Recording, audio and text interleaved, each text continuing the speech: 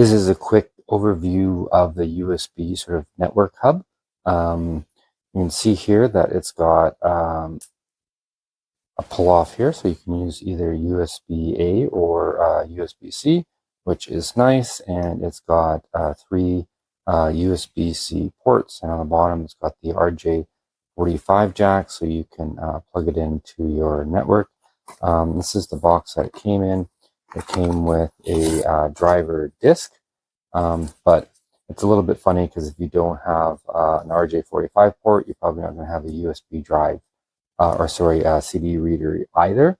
But you'll probably just have to copy the drivers somewhere, but I'll update in my review as to whether I actually needed them. I found most of these ones that I've used, you don't really actually need any drivers. It just installs by default.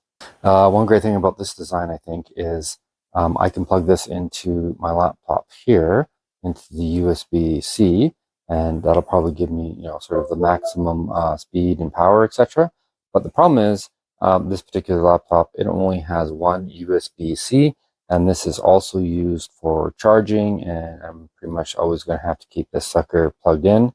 So if I don't want to sacrifice that port, I can always just put this top on and then, plug it into the USB-A, which is quite nice. It's pretty handy. Overall, I should say that the build feels pretty good. This is all kind of like aluminum here.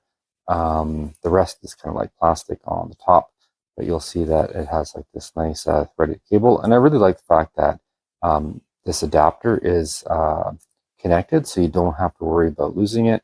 I've seen some other ones where it's loose and it's really hard to keep track of. So again, I think this is a great thing to just, pretty tiny. You can just like throw it into your laptop bag. It doesn't take up too much space.